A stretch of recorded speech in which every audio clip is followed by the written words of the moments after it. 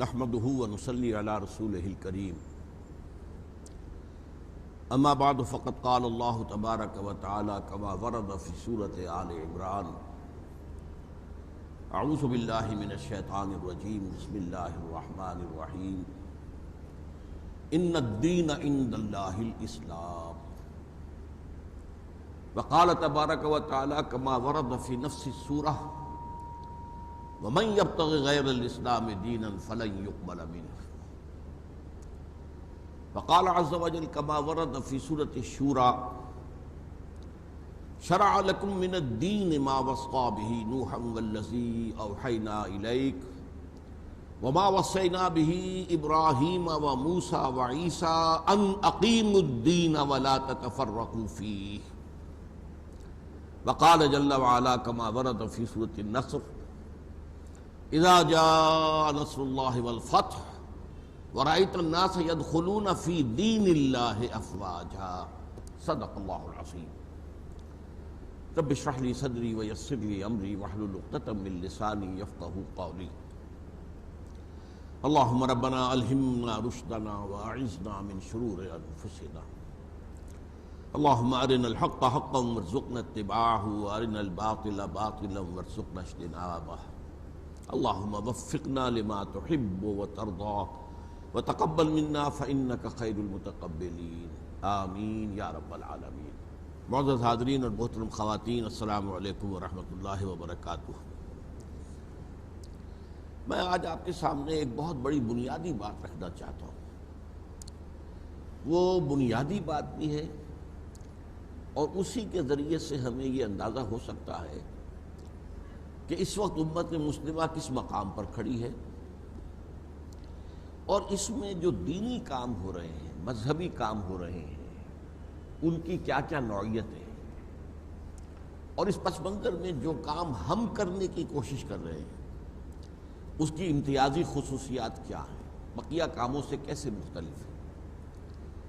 تو سب سے پہلی بات تو یہ کہ قرآن مجید کی روح سے اسلام دین ہے، مذہب کا لفظ پورے قرآن میں کہیں نہیں آیا۔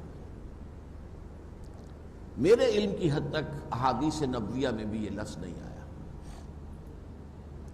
یہ لفظ ہمارے ہاں استعمال ہوا ہے مسلکوں کے بارے میں، جیسے مسلک حنفی، مذہب حنفی، مذہب مالکی، مذہب شافعی، مذہب سلفی، مذہب مالکی، مذہب دین اسلام کے لیے لفظ جو ہے وہ دین ہے، مذہب نہیں ہے۔ اب ان میں فرق کیا ہے، یہ بات اچھی طرح سمجھ لیجئے، اور آج کی دنیا میں یہ بات بہت نمایاں ہو کر سامنے آ چکی ہے کہ آج تصور یہ ہے کہ انسانی زندگی کے دو حصے ہیں، ایک اجتماعی زندگی ہے، سیاسی زندگی، معاشرتی زندگی، معاشی زندگی، ریاست کا معاملہ، قوانین کا معاملہ، ایک انفرادی زندگی ہے۔ مذہب جو ہے وہ انفرادی زندگی سے متعلق ہے، ہر شخص کو اجازت ہے وہ جو چاہے مانے، جو چاہے جو ہے بلیو کرے، ایک خدا کو، 100 کو، 10 کو، کسی کو نہیں، جس کو چاہے پوجے، پتھروں کو پوجے، بتوں کو پوجے، درختوں کو پوجے، جو چاہے پوجے۔ اور کچھ ریچولز، سوشل کسٹمز، بچہ پیدا ہوگا تو کیا کریں گے، کیسے سیرمنی بنائیں گے، وہ عقیقہ ہوگا یا بپتسمہ ہوگا وغیرہ وغیرہ، کوئی مرے گا تو کیا کریں گے، ڈیڈ باڈی کو ڈسپوز آف کیسے کریں گے، تدفین کریں گے یا یہ کہ اس کو جلائیں گے، یا اسے جیسے آپ کو معلوم ہے پارسیوں کے ہاں کسی اونچے مقام پر رکھ دیں گے کہ چیلیں اور کوے کھا جائیں، کم سے کم ان کی غذا تو بن جائے، وغیرہ وغیرہ۔ شادی ہوگی تو کیسے ہوگی، اور عیدیں ہوں گی تو کیسی ہوں گی، تہوار ہوں گے تو کیسے ہوں گے، یہ مسئلہ بنتا ہے مذہب۔ اور آج کا تصور یہ ہے کہ پوری دنیا کے اندر یہ بات مانی گئی ہے کہ مذہب میں ہر شخص کو مکمل آزادی ہے، لیکن نظام اجتماعی، سیاسی نظام، معاشی نظام، معاشرتی نظام، قوانین، معاشرتی قوانین، آئلی قوانین، انہیریٹنس لا، یہ ساری چیزیں جو ہیں ان میں سے کسی کا تعلق کسی مذہب سے نہیں، بلکہ یہ ہر ملک کے رہنے والے لوگ جو ہیں وہ خود ساورن ہیں، پاپولر ساورنٹی، حاکمیت عوام، وہ اپنے نمائندوں کے ذریعے سے جو قانون چاہے بنائیں. اس کا نام ہے سیکولرزم. اور آج دنیا میں سارا جھگڑا اسی کا چل رہا ہے. خاص طور پر مغرب جو ہے عالم اسلام کے ساتھ جو اس کا ہے معاملہ یلغار کا، وہ اس ایشو پر ہے. وہ اسلام کے خلاف، بش اگر کہتا ہے کہ ہم اسلام کے خلاف نہیں ہے تو سچ کہتا ہے. اسلام ایز اے مذہب is acceptable to them. Bush کہہ سکتا ہے you have come to America, you have purchase churches turn them into mosques, you have purchase synagogues turn them into mosque. Did we ever object? تم نے لاکھوں افرو Americans کو مسلمان بنا لیا، ہم نے کوئی اعتراض کیا؟ تم روزے رکھتے ہو، ہم وائٹ ہاؤس کے اندر ایک جو ہے جو افطار پارٹی فلوٹ کر دیتے ہیں. تم عیدیں مناتے ہو، ہم یادگاری ٹکٹ شائع کر دیتے. تمہارے مذہب سے ہماری کوئی جنگ نہیں. ہاں، اسلام کا نظام سیاسی، اسلام کا نظام معاشی، اسلام کا معاشرتی نظام، اسلام کے آئلی قوانین، نتھنگ ڈوئنگ، کسی صورت ایکسیپٹیبل نہیں ہے. انہیں ہم نے ختم کر کے رہنا ہے. اور وہ اس وقت کھلم کھلا، اس لیے کہ دنیا یونیپولر ورلڈ بن چکی ہے. اب اسے ڈر نہیں ہے. اس سے پہلے بائی پولر ورلڈ تھی تو ہر سپر پاور کو یہ خیال ہوتا تھا کہ ہم کچھ کہیں گے تو اس کا اثر جو چھوٹے ملکوں پر پڑے گا تو وہ ہمارے دوسرے مخالف کیمپ میں نہ چلے جائے. لہذا سنبھل کر بات کرتے تھے، ڈھک چھپا کر بات کرتے تھے. اب ضرورت نہیں ہے. اب تو یونیپولر ورلڈ ہے، مقابلے میں ہے کون؟ اس لیے وہ کھل کر بات کرتے ہیں. رینڈ کارپوریشن کی رپورٹ آئی تھی 80 صفحات کی، اس میں کھل کر بات کی گئی کہ مسلمان 4 قسم کے ہیں.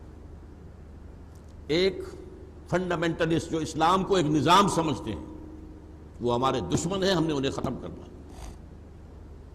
ایک ٹریڈیشنلسٹ ہیں جو صرف روایاتی اور مذہبی انداز کے اندر کام کرتے ہیں، ان سے ہماری جنگ نہیں ہے اور وہ ہمارے لیے خطرناک بھی نہیں ہے. ان کے سامنے نظام کا تصور نہیں ہے. البتہ کہیں اگر یہ ٹریڈیشنلسٹ جو ہیں یہ فنڈامنٹلسٹ کے نزدیک آ جائیں تو پھر بہت خطرناک ہے، اس لیے کہ ان کے پاس جو ہے عوام تک رسائی کا ذریعہ ہے. ہر جمعے کو ایک جلسہ ہو رہا ہوتا ہے. تیسرے ہیں ماڈرنسٹ، جو آج کل ہمارے ہاں خاص طور پر الیکٹرانک میڈیا کے اوپر جن کو بہت بڑھاوا دیا جا رہا ہے، جو اسلام کی ایسی تعبیر کر رہے ہیں جو مغربی تہذیب کے اندر فٹ ہو جائے. اسلام میں پردہ نہیں ہے، یہ تو ایک خاص وقت کی معاشرت تھی، ایک ثقافت تھی، اسلام میں نہیں ہے. آپ کو معلوم ہے کیا کچھ کہا جا رہا ہے؟ شراب حرام نہیں ہے، شراب پی کے نشے میں دھت ہو جانا حرام ہے، شراب پینا حرام نہیں وغیرہ. تاکہ یہ پورا موسیقی میں کوئی چیز حرام نہیں ہے، رقص میں کوئی چیز حرام نہیں ہے. وہ ساری باتیں جو مغربی تہذیب کے اندر ہیں ان کے لیے جواز دیا جا رہا ہے. ان کے بارے میں کہا گیا انہیں سپورٹ کرو، اور خاص لفظ ہے اس میں کارپوریشن کی رپورٹ میں کہ ان کو خاص طور پر الیکٹرانک میڈیا پر ایکسپوجر دلواؤ تاکہ ان کی بات وہاں تک پہنچے لوگوں تک. مسجدوں میں تو کوئی انہیں گھسنے نہیں دے گا.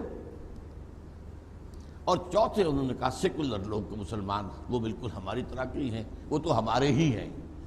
تو ان دونوں کو جوڑ دو، ماڈرنسٹ اینڈ سیکولر. اور بقیہ جو 2 ہیں ان کو ذرا علیحدہ رکھو، وہ قریب نہ آنے پائے. اور جو ٹریڈیشنلسٹ ہیں انہیں آپس کے اختلافات میں الجھاؤ، مذہبی اختلافات، شیعہ سنی اختلاف اور وہابی اور حنفی اختلاف، دیوبندی اور بریلوی اختلاف، اس میں جا رہے. یہ ہے اصل میں مسئلہ اس وقت پوری دنیا میں. تو اسلام دین ہے، سب سے پہلی بات سمجھنے کی یہ ہے اسلام صرف مذہب نہیں ہے، ہاں مذہب بھی ہے اور دین بھی ہے. اس میں عقائد بھی ہیں، ایمانیات بھی ہیں، اس میں عبادات بھی ہیں، اس میں رسومات بھی ہیں، اس کی اپنی عیدیں بھی ہیں، لیکن ساتھ ہی اس کا ایک سیاسی نظام ہے، اس کا ایک معاشی نظام ہے، اس کا ایک معاشرتی نظام ہے، اس کے آئلی قوانین ہیں، اس کا قانون وراثت ہے، اس کا جو ہے سارا نظام قانون شہادت ہے. یہ ایک مکمل نظام ہے. پہلی بات تو میں نے 2 آیتیں اس حوالے سے آپ کے کوٹ کی ہیں. ان الدین عند اللہ الاسلام، اللہ کے نزدیک دین اسلام ہے. اور اسی سورہ آل عمران میں فرمایا من یبتغی غیر الاسلام دینا فلن یقبل منہ، جو اسلام کے سوا کسی دین کو قبول کرے گا وہ اس سے قبول نہیں کیا جائے گا. تیسری آیت جو میں نے کوٹ کی اب وہ ہے خاص بات. یہ سورہ شورى کی آیت ہے. شرع لکم من الدین ما وصى به نوحا والذی اوحینا الیک، اے مسلمانوں تمہارے لیے ہم نے وہی دین معین کیا ہے جس کی وصیت کی تھی نوح کو علیہ السلام، اور جس کی وحی ہم نے کی ہے اے محمد آپ کی جانب صلی اللہ علیہ وسلم، اور جس کی وصیت کی تھی ہم نے ابراہیم کو اور موسیٰ کو اور عیسیٰ کو، وہ دین اب تکمیلی شکل میں تمہارے سامنے آ گیا ہے۔ الیوم اکملت لکم دینکم واتممت علیکم نعمتی ورضیت لکم الاسلام دینا۔ یہ ہزاروں برس کا جو ایک پروسیس تھا نبوت و رسالت کا، جو تدریجاً ارتقاء کرتا ہوا آ رہا تھا، اور بالآخر نبی اکرم صلی اللہ علیہ وسلم کی شخصیت مبارکہ پر اپنے کلائمیکس کو پہنچ گیا، دین کامل ہو گیا۔ اب تمہارے ذمہ ہے اس دین کو قائم کرو، نظام قائم کرو، اسی کو آپ کہہ سکتے ہیں اللہ کی حکومت قائم کرو، اللہ کا نظام قائم کرو۔ صرف نماز روزہ نہیں، صرف حج اور عمرہ نہیں، صرف جو ہے عبادات اور سنتیں بھی، مسواک کی سنت ہے، لباس کی سنتیں ہیں، ٹخنے کھلے ہونے چاہیے وغیرہ وغیرہ، یہ بھی ہے، یہ مذہب کا ایلیمنٹ ہے، اس کی بھی پیروی کرنی ہے، اور اس مذہب کے اعتبار سے ہمیں اپنا سینہ کشادہ رکھنا ہے۔ مذہب حنفی، مذہب مالکی، یہ سب جو ہیں اس کے اندر، یہ سب حق ہیں، چاروں ہمارے جو فقہ ہیں وہ حق ہیں۔ اس میں ہم سمجھیں کہ یہ شافعی ہے یہ کوئی اور ہے، اور یہ مالکی ہے یہ کوئی اور ہے میں کوئی اور نہیں، اس کے اندر جو ہے سینہ کشادہ رکھو۔ البتہ دین میں تفرقہ نہیں ہوگا، مذہب میں اختلاف ہو سکتا ہے، تفرقہ یہ ہے کہ ہم کچھ اور ہیں یہ کچھ اور ہیں، تفریق بین الناس، لہذا دین کو قائم کرو۔ اور یہی مضمون 3 دفعہ پھر آیا ہے قرآن مجید میں، جو بھی حضرات میرے دروس وغیرہ سے رکھتے ہیں مناسبت، اس پر میں نے بہت ایمفیسائز کیا ہے کہ حضور کا مقصد بعثت ہی یہ تھا کہ دین کو غالب کرے۔ 3 دفعہ یہ الفاظ آئے ہیں قرآن میں، سورہ توبہ میں، سورہ فتح میں، سورہ صف میں، هو الذی ارسل رسولہ بالہدی ودین الحق لیظہرہ علی الدین کلہ، ایک شوشے کا فرق نہیں ہے اس میں۔ وہی اللہ جس نے بھیجا ہے اپنے رسول کو صلی اللہ علیہ وسلم الہدا، قرآن حکیم، ہدایت کاملہ دے کر، اور دین حق دے کر، دین کامل دے کر، تاکہ غالب کریں اسے پورے کے پورے نظام زندگی پر۔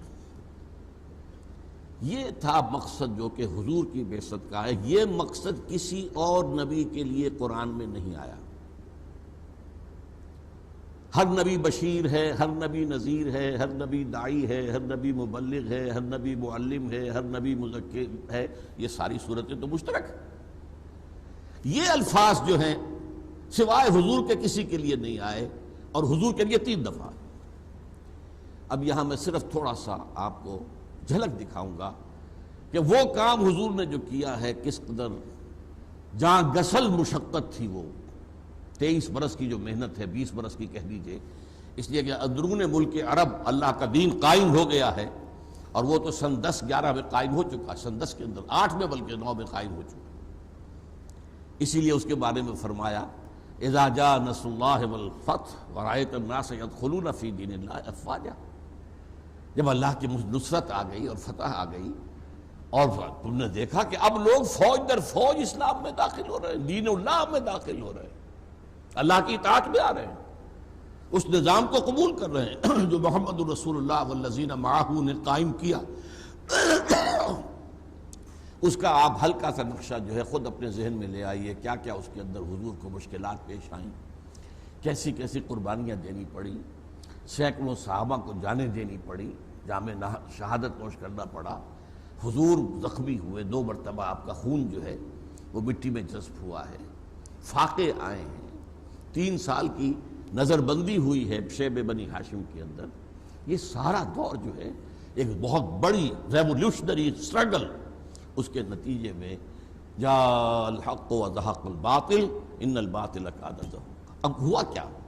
پورا نظام زندگی اللہ کی اطاعت کے تابع ہو گیا، سیاست بھی اسی کے مطابق ہوگی، معیشت بھی اسی کی ہوگی، سود حرام ہے، جوا حرام ہے، منشیات کا معاملہ حرام ہے، اور جنسیات کے حوالے سے کمائی حرام ہے، وغیرہ وغیرہ۔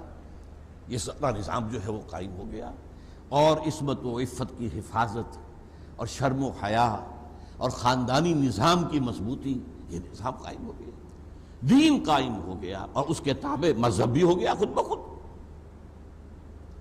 یہ ہے اچیومنٹ ہسٹوریکل، جس کے بارے میں اب میرے پاس وقت نہیں ہے، ورنہ میں گواہی آپ کے سامنے پیش کرتا کہ بڑے بڑے جو ہیں اسکالرز انہوں نے کہا ہے کہ تاریخ انسانی کا عظیم ترین انقلاب محمد نے برپا کیا صلی اللہ علیہ وسلم۔ ایم این رائے، لینن کا ساتھی، لینن کا دوست اور بہت بڑا کمیونسٹ، اس نے تقریر کی تھی لاہور میں 1920 میں، اور کتاب اس کی اب بھی چھپتی ہے انڈیا کے اندر، ہسٹوریکل رول آف اسلام۔ تاریخ انسانی کا عظیم ترین انقلاب وہ تھا جو محمد نے برپا کیا۔ اور آپ نے ابھی سنا ہوگا 20-25 برس پہلے کی بات ہے یہ تو، دی 100 کتاب جو چھپی، A selection and gradation of the 100 most influential personalities of human history۔ تاریخ انسانی میں جن شخصیتوں نے دھارے کا رخ موڑا ہے، اکثر لوگ تو دھارے میں بہتے ہیں، جو نظام ہے اسی میں بہہ رہے ہیں، چلے جا رہے ہیں، جدھر ہجوم جا رہا ہے ادھر جا رہے ہیں، لیکن کچھ لوگ ایسے ہوتے رہے ہیں جنہوں نے رخ موڑا ہے، نہیں نہیں یہ غلط جا رہا ہے، یوں کرو۔ تو ایسے 100 آدمیوں کو سلیکٹ کر لیا پوری ہیومن ہسٹری سے، پھر گریڈیشن قائم کی کہ ان میں سب سے زیادہ کون، ان سے اس کے بعد کون، اس کے بعد نمبر 1 پر لایا حضور کو صلی اللہ علیہ وسلم، حالانکہ عیسائی ہے۔ حضرت عیسیٰ کو نمبر 3 پر لے گیا، نمبر 2 پر نیوٹن ہے، بابا فزکس۔ آج ساری ٹیکنالوجی، سارا جو کچھ ہے، اس کا بابا جو ہے وہ نیوٹن ہے، طبیعیات کا جو ہے مجد سمجھ لیجیے۔ بہرحال اب ہوا کیا کہ حضور کی حیات طیبہ کے 10-11 برس مدینے میں یہ نظام قائم ہوا، اس کے بعد خلافت علی منہاج النبوہ یا خلافت راشدہ کے 30 برس میں یہ نظام کاملتاً قائم رہا۔ حکومت اللہ کی، قانون اللہ کا، شریعت نافذ، اور حکمران مشورے سے منتخب ہوگا، یہ موروثی نہیں ہوگا، یہ بادشاہت نہیں ہے، یہ سارا معاملہ جو ہے، اور امرہم شورا بینہم سے معاملات طے ہوں گے، اتھارٹیرین نظم نہیں ہوگا۔ یہ ساری چیزیں جو ہیں، یہ 40 برس جو ہیں، اس کے اندر ہمارا وہ سنہری زمانہ ہے جس کے اندر کہ دین ایک رہا۔ اس کے بعد حادثہ کیا ہوا؟ ایک یہودی سازش کے نتیجے میں انٹرنل سیبوٹاج ہوا، عبداللہ ابن سبا کی تحریک کے نتیجے میں مسلمانوں کو آپس میں لڑا دیا گیا۔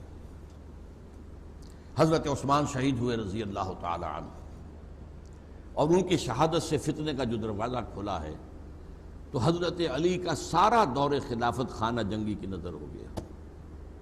1 انچ زمین بھی اسلامی سلطنت میں حضرت علی کے دور خلافت میں ایڈ نہیں، آپس میں لڑ رہے ہیں، 1 لاکھ آدمی ہلاک ہو گئے ایک دوسرے کے تیروں سے اور تلواروں سے اور نیزوں سے۔ تو وہ جو ہے ایک بہاؤ جو جا رہا تھا کہ تھمتا نہ تھا کسی سے سیل رواں ہمارا، اس بہاؤ کی جو رفتار تھی وہ ٹوٹ گئی، اور اس کے بعد نتیجہ کیا نکلا؟ خلافت راشدہ ختم ہو گئی، ملوکیت کا آغاز ہو گیا۔ اب ہو گیا موروثی معاملہ، یہ جس کی طاقت اس کی حکومت ہوگی، بنو امیہ طاقتور قبیلہ، ان کی حکومت ہوگی، بنو عباس کھڑے ہو گئے ہیں، انہوں نے ان کو مارا اور اپنی حکومت قائم کر لی، ان کی حکومت ہوگی۔ وہ نظام اب ختم ہو گیا، سیاسی اعتبار سے جو اسلام کا نظام تھا وہ ختم ہو گیا۔ یہ ہمارے دور زوال کا نقطہ آغاز ہے۔ اس دور میں کافی کوششیں ہوئیں کہ دوبارہ جو ہے اصل کی طرف رجوع کیا جائے۔ حضرت حسین رضی اللہ تعالی عنہ، حضرت عبداللہ ابن زبیر رضی اللہ تعالی عنہما، حضرت نفس زکیہ رحمۃ اللہ علیہ، حضرت زید رحمۃ اللہ علیہ، انہوں نے کوششیں کی، بغاوتیں کی کہ کسی طریقے سے یہ موروثی نظام ختم ہو کر وہی خلافت کا نظام جو ہے شورائی قائم ہو جائے۔ وہ ناکام ہو گئے۔ نتیجہ کیا نکلا کہ اب امت نے یہ سوچا کہ یہ جو چھت ہے یہ تو اب ہٹ نہیں سکتی، جو اوپر کا نظام سیاسی ہے یہ تو یہی رہے گا، جس کی لاٹھی اس کی بھینس۔ اب ہمیں we have to live under this roof. اب اس میں جو بھی کچھ ہو سکتا ہے اس کے حوالے سے کچھ علمی کام ہو سکتا ہے، کچھ صوفیہ نے کام لیا، لوگوں کا تزکیہ نفس کرتے رہیں، کچھ علمی کام کریں، اور مذہب تو بہرحال انٹیکٹ رہا. نہ بنو امیہ نے کہا کہ نماز ختم کر دو، نہ بنو عباس نے کہا کہ نماز ختم کر دو. تو سیاسی نظام بدلا تھا نا. باقی وہ جو ملوکیت تھی اس میں بھی وہ 1000 برس تک اسلامی قانون نافذ رہا. اوپر جو نظام تھا ڈھانچہ سیاست کا، ریاست کا، وہ نہیں رہا. اب سلاطین ہیں، بادشاہ ہیں. آیا ہے بابر، اس نے شکست دی ہے لودھی کو اور اپنا حاکم بن کر بیٹھ گیا. وہی جو میں نے کہا، جس کی لاٹھی اس کی بھینس، جس کی طاقت اس کی حکومت ہوگی. لیکن جب تک مسلمانوں کی حکومتیں رہیں تو مذہب تو رہا نا. اور قاضی ہوتے تھے اور مفتی ہوتے تھے، اور جمعہ جو ہوتا تھا وہ سارا سرکاری ہوتا تھا. کوئی جو ہے وہ پرائیویٹ جمعہ نہیں، سرکاری. اور وہاں پر صرف خطیب جو ہوتے تھے وہ سرکاری. 3 عہدے ہوتے تھے مسلمانوں میں، قاضی، مفتی اور خطیب. آپ کوئی 5 وقتہ نماز کے لیے مسجد بنانا چاہے تو بنا لیں. جامع مسجد صرف حکومت کی ہوگی. یہ نوٹ کر لیجیے، یہ چیزیں جو ہے بہت. آج بھی سعودی عرب میں یہی ہے، ترکی میں یہی ہے. آپ کوئی پرائیویٹ مسجد، جامع مسجد نہیں بنا سکتے. ہاں عام مسجد بنائیں، 5 وقتہ نماز. اور وہ جو بھی ہے، جو جامع مسجد ہے، وہ حکومت کے تحت ہوگی. یہ نظام جب چلا تو اس کا کیا مطلب ہوا کہ اسلام کا تصور سکڑ گیا. اب وہ دین والی بات نہیں رہی، اب مذہب والی بات آ گئی. اور جب 1000 برس تک یہ کیفیت رہی تو ذہنوں نے گویا کہ ریکنسائل کر دیا کہ بس یہی اسلام ہے. اس کے بعد تیسرا مرحلہ آیا، اس نے اور قیامت ڈالی. یورپین کولونیلزم آیا، اور یورپ سے جو طاقتور قوتیں اٹھی انہوں نے پورا ایشیا فتح کیا، اور عالم اسلام خاص طور پر. اب کیا ہوا؟ کہیں انگریز آ گیا، کہیں فرانسیسی آ گئے، کہیں اطالوی آ گئے، کہیں اسپینیئرز آ گئے. اب وہاں ان کی حکومتیں ہو گئی تو اب قانون بھی ان کا ہو گیا، قانون بھی اسلامی گیا. اب عدالتیں ان کی ہیں، قانون ان کا ہے. فوجداری نظام ان کا ہوگا، دیوانی قانون ان کا ہوگا، فوجداری قانون ان کا ہوگا، ضابطۂ فوجداری ان کا ہوگا، ضابطۂ دیوانی ان کا ہوگا. ہاں تم نماز پڑھو، روزہ رکھو، ہمیں کوئی اعتراض نہیں. اب ظاہر بات ہے کہ مفتیوں کا رول بھی بہت محدود ہو گیا. صرف نکاح طلاق کے مسائل سن جا کر مفتیوں سے پوچھ لو، یا یہ کہ وضو رہ گیا یا نہیں رہ گیا، اور روزہ رہ گیا یا ٹوٹ گیا، یہ مسائل. باقی مسائل تو حکومت ہے، وہ کر رہی. فیملی لاز بھی انگریزوں نے انٹیکٹ رکھے تھے ہمارے، کہ تم اپنے طلاق وغیرہ کے معاملات اپنے مفتیوں کے حوالے سے جیسے چاہو طے کر لو، ہم اس کے اندر نہیں دیں گے. بلکہ یہ بھی دی تھی انگریز نے رعایت کہ اپنا قانون وراثت تم چاہو تو اس کو نافذ کر دو، لیکن اگر تم چاہتے ہو رواج کے مطابق فیصلہ تو ہم کر دیں گے. یہ جو کم سے کم 200 برس ہندوستان کے اندر، اب میں ہندوستان کی صرف بات کر رہا ہوں، یہ ذہن کے اندر اب پختہ ہو گیا کہ اب اسلام مذہب بن کر رہ گیا. اسلام کا دین کا تصور نکل گیا. دین تو انگریز کا ہے، حاکمیت اس کی ہے. اللہ کے دین کا مطلب یہ اللہ حاکم اور اس کا قانون نافذ، یہ اللہ کا دین ہے. دین الملک کا لفظ آیا ہے سورہ یوسف میں، اس کا مطلب کیا؟ وہ جو بادشاہ تھا مصر کا وہ حاکم، اور اس کا جو قانون ہے وہ نافذ. حضرت یوسف علیہ السلام بھی ایک بہت بڑے افسر تھے، بادشاہ تو نہیں تھے. اسی لیے آتا ہے نا کہ اپنے چھوٹے بھائی بنیامین کو وہ روکنا چاہتے تھے. ما کان لیاخذ اخاہ فی دین الملک، وہ تو دین ملک تھا وہاں پر، دین یوسف تو نہیں تھا، لہذا وہ اپنے بھائی کو روک نہیں سکتے تھے. کذالک کدنا لیوسف، تو ہم نے اس کے لیے ایک شکل پیدا کر دی. یہ بات بڑی اہم ہے، اچھی طرح سمجھ لیجئے کہ ہوتے ہوتے ہمارے عوام الناس اور ہمارے کچھ مذہبی طبقات کے اندر بھی تصور دین ناپید ہو گیا، اور اسلام کا تصور صرف مذہب کی حیثیت سے رہ گیا.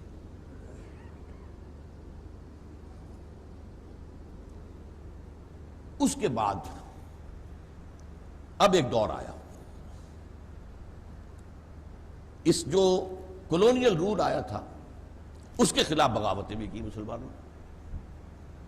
مہدی سوڈانی نے سوڈان میں کی، ناکام ہو گئے.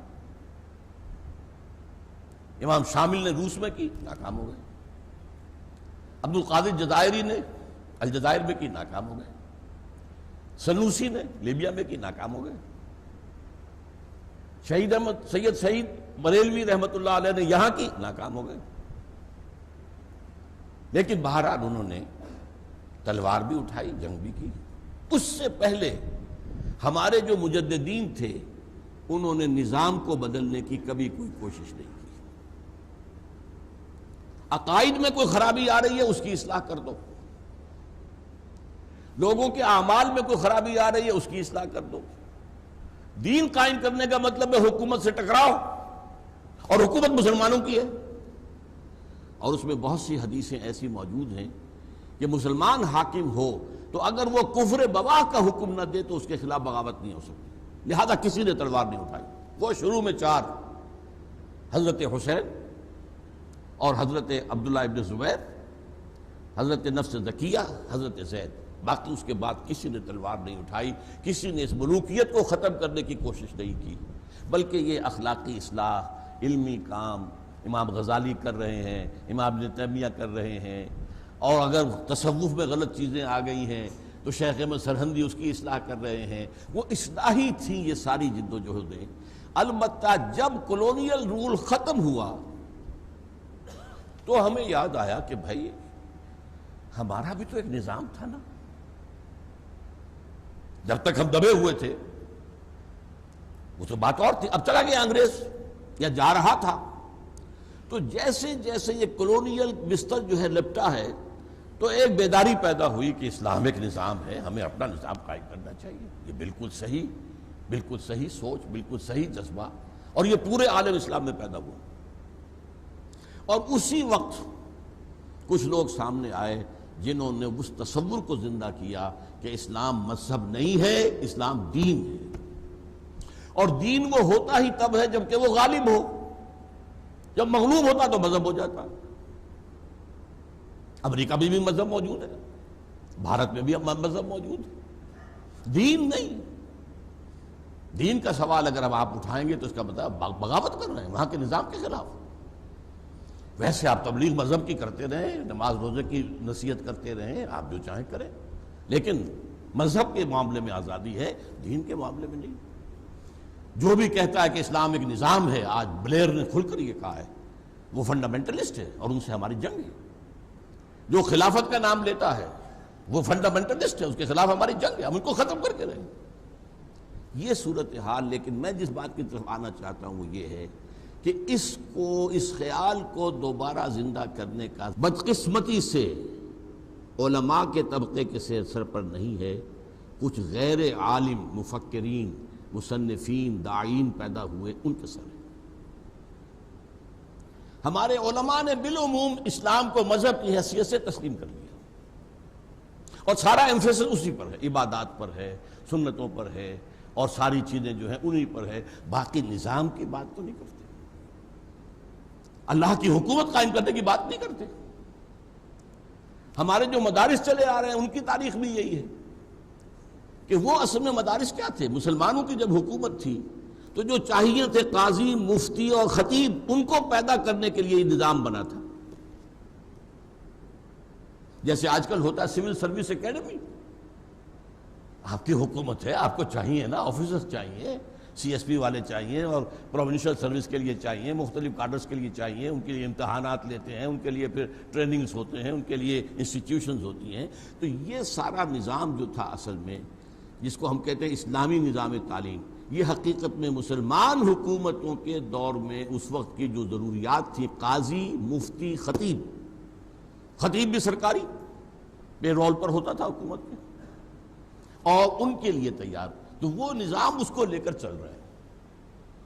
اس نظام کے اندر وہ بات تو موجود ہے جو ہمارے مجددین کا کام تھا کہ کوئی فتنہ ہو کھڑے ہو جائے، فتنہ انکار حدیث اٹھا، علماء کھڑے ہو گئے اس کو رد کرنے کے لیے، اور فتنہ ختم نبوت جو ہے اس کو ختم کرنے کے لیے غلام احمد قادیانی آیا، علماء سامنے آ گئے۔ تو مذہب، عقائد، عبادات، ان کی تحفظ کے لیے تو علماء کھڑے ہوتے ہیں اور محنت کرتے ہیں، اور آج ایک بہت بڑی تحریک تبلیغی جماعت کی اسی مذہبی تصور کو لے کر چل رہی ہے، بڑے ایک حرکی تصور کے ساتھ. وہ بہت یوں سمجھیے کہ اس کے اندر حرکت ہے، اس میں جو ہے ایک جوش ہے، اور وہ کام کر رہے ہیں. لیکن یہ تصور کہ اسلام دین ہے، اس کا سب سے پہلے آپ کو سراغ ملے گا علامہ اقبال کے ہاں. اب وہ نہ مولوی تھا، حالانکہ اس کی تعلیم بنیادی طور پر بہت اس کے تعلیم و تربیت کے اندر مذہبی دخل حاصل تھا، لیکن بعد میں جب وہ گیا ہے انگلینڈ اور وہاں اس کی جو قلب ماہیت ہوئی ہے، مسلمان کو مسلمان کر دیا طوفان مغرب نے، وہ وہاں سے واپس آیا ہے. تو اب وہ اسلام بتیت دین کا علم بردار بن کر کھڑا. دی ہاتھ سے دے کر اگر آزاد ہو ملت، ہے ایسے تجارت میں مسلمان کا خسارہ. دین ہمارا اسلام جو ہے دین ہے، صرف مذہب نہیں. باقی بعض علماء نے کہا تھا انگریزی عہد میں کہ ہمیں مسلمانوں کو کوئی ایسا کام نہیں کرنا چاہیے کہ ہمارے انگریز حکمرانوں کو تشویش ہو جائے، کیونکہ انہوں نے ہمیں مذہبی آزادی دے رکھی ہے. اس پر فقرہ چست کیا تھا اقبال نے. ملا کو جو ہے ہند میں سجدے کی اجازت، ناداں یہ سمجھتا ہے کہ اسلام ہے آزاد. اسلام کہاں آزاد ہے؟ کہاں اسلام کا قانون؟ کہاں اسلامی حدود؟ کہاں اسلامی تعزیرات؟ کہاں اسلام کا نظام؟ سود بدترین گناہ ہے، اس سے بڑا کوئی گناہ ہے ہی نہیں، اس پر سارا نظام چل رہا ہے. کہاں اسلام؟ یہ تو مذہب ایک حیولہ ہے، مذہب ہے، اس میں عبادات ہیں، عقائد ہیں، ٹھیک ہے، اور رسومات ہیں. عیدین بھی منانی ہے، اگرچہ ہم نے ایک تیسری عید کا بھی اضافہ کر دیا ہے جس کا کوئی ثبوت صحابہ سے نہیں ہے، سلف صالحین سے نہیں ہے. عید الاضحیٰ، عید الفطر، عیدین ہے، مناؤ. بچوں کا عقیقہ کرو. شادی ہوگی تو ایجاب و قبول ہوگا، کوئی فوت ہوگا اس کو دفن کیا جائے گا، کفن دیا جائے گا. یہ سارے کام کرو. اس کی آزادی آج کی دنیا بھی آپ کو آزادی دیتی ہے، کرو. بدترین دشمن اسلام کے وہ بھی آزادی دیتے ہیں، کرو. لیکن اسلام بحیثیت دین یہ ہمارے ذہنوں سے، ہمارے عوام کی 99% اکثریت کے ذہنوں سے نکل چکا. اور ہمارے علماء جو ہیں، روایتی علماء، وہ جو میں ابھی رینڈ کارپوریشن کے حوالے سے کہہ رہا تھا کہ ایک فنڈامنٹلسٹ ہے جو اسلام کو نظام سمجھتے ہیں، اور ایک ٹریڈیشنلسٹ ہیں، روایت پسند، وہ جو قال اللہ و قال رسول مدارس میں کر رہے ہیں. تو ان کا تصور جو ہے اس کے اندر وہی مذہب کا تصور ہے. اس کی دفاع کے لیے وہ کھڑے ہو جاتے ہیں، اور اس کے لیے بڑی تحریکیں بھی چل سکتی ہیں، قربانیاں بھی دیتے ہیں. لیکن اسلام کو بحیثیت دین دوبارہ قائم کرنے کی طرف ان کی توجہ نہیں ہے. اس کے لیے یہ کہ جب اقبال نے آواز اٹھائی اسلام کا دوبارہ غلبہ دنیا میں ہوگا، ملت اسلامیہ کی جو ہے وہ تجدید ہوگی، نکل کے صحرا سے جس نے روما کی سلطنت کو الٹ دیا تھا، سنا ہے یہ قدسیوں سے میں نے، وہ شیر پھر ہوشیار ہوگا، اور سبق پھر پڑھ شجاعت کا، عدالت کا، صداقت کا. لیا جائے گا تجھ سے کام دنیا کی امامت کا. مسلمان کا کام ہے دنیا کی امامت. اللہ کا ماننے والا وہ ہے، اللہ کا نائب وہ ہے، دنیا کی امامت اس کا حق ہے، نہ کہ کفار کا اور مشرکین کا اور ملحدین کا. یہ جو جذبہ تھا اس نے پھر پورے عالم اسلام میں شکلیں اختیار کی تحریکوں کی، کہ اسلام کو ایک نظام کی حیثیت سے قائم کرنے کی جد و جہد کی جائے. انڈونیشیا میں مسجومی پارٹی کا نام آپ نے سنا ہوگا، بہت بڑی پارٹی تھی.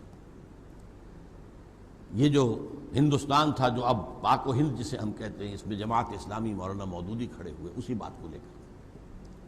اس سے پہلے ابو الکلام آزاد کھڑے ہوئے تھے، حزب اللہ 1913 میں قائم کی تھی. اخوان المسلمون کھڑے ہوئے مصر کے اندر. ان تحریکوں نے کام کیا، اور اس کا اثر آج کیا ہے کہ مسلمانوں کے پڑھے لکھے طبقے میں اب ایک بڑی کثرت کے ساتھ یہ بات پھیل چکی ہے کہ اسلام ایک نظام ہے.